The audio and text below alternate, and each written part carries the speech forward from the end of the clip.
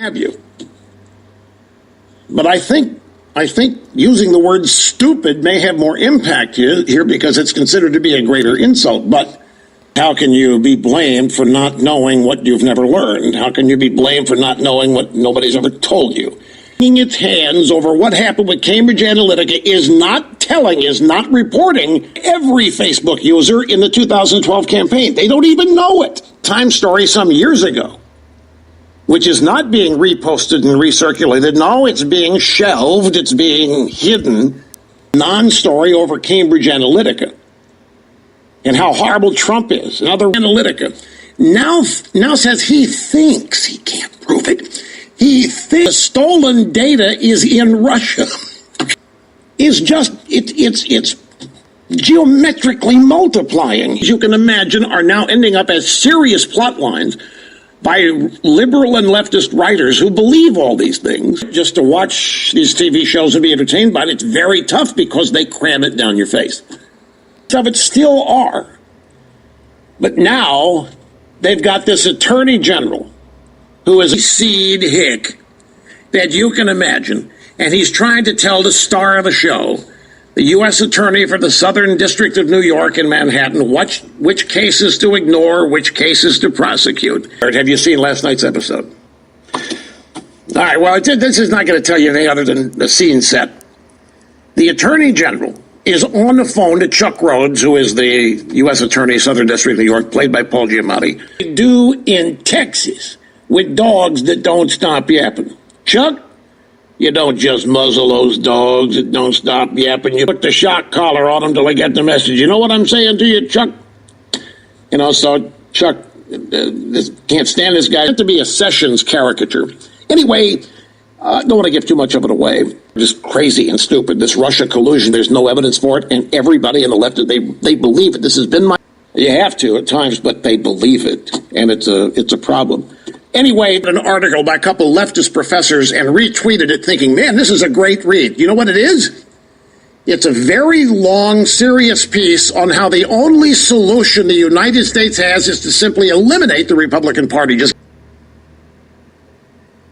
If we want to save America, and if we want America to actually be great, we need to model the rest of the country after California and simply get rid of the GOP and conservatism. Another story today that I have for you talks about how we now have the creation of basically two medias that do not overlap, and that it is silly for us to think that there's any hope of bipartisanship, and I'm referring to has. So the CEO of Twitter is retweeting this thing, calling for essentially the end of the GOP. Not how, but basically they trace it back to the late 80s, and they claim that the only way to save this country is simply get rid of the Republican Party like the North got rid of the South. Overwhelmed, just get rid of them. They don't exist anymore. The things they believe in are not allowed to happen, be discussed, or anything. It's the only solution the left sees. Now, these are just two random professors, but the CEO has a great read.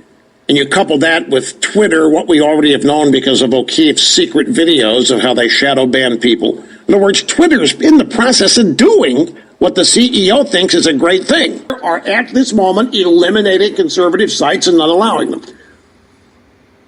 They're shadow banning. I mean, they're not really banning them. Well, they are.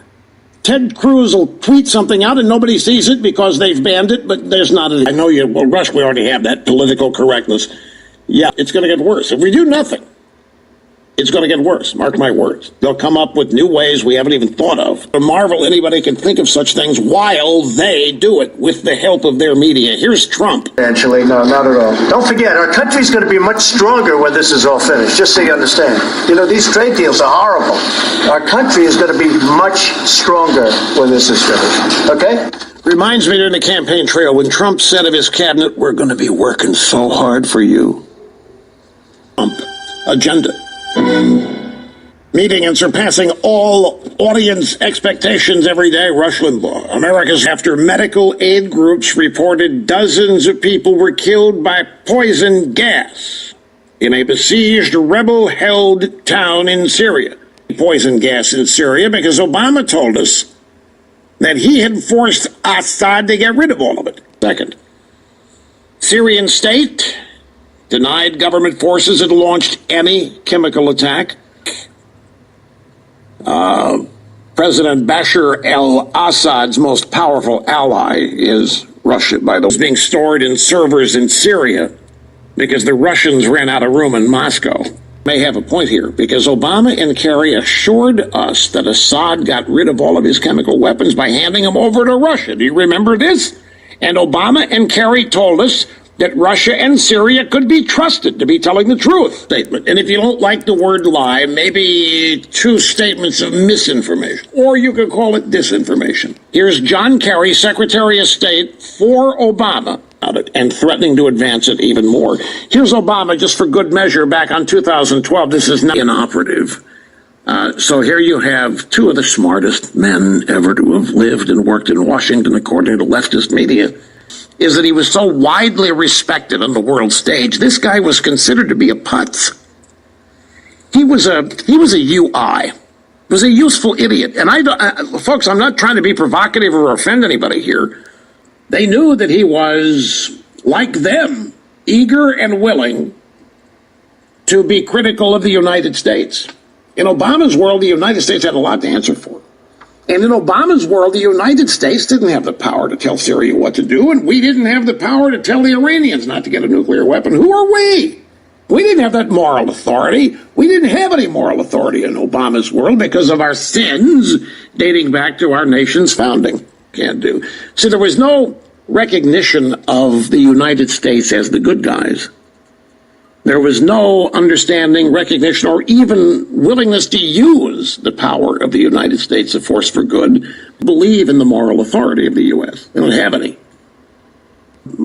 Assad continually crossed them, but we didn't do anything about it.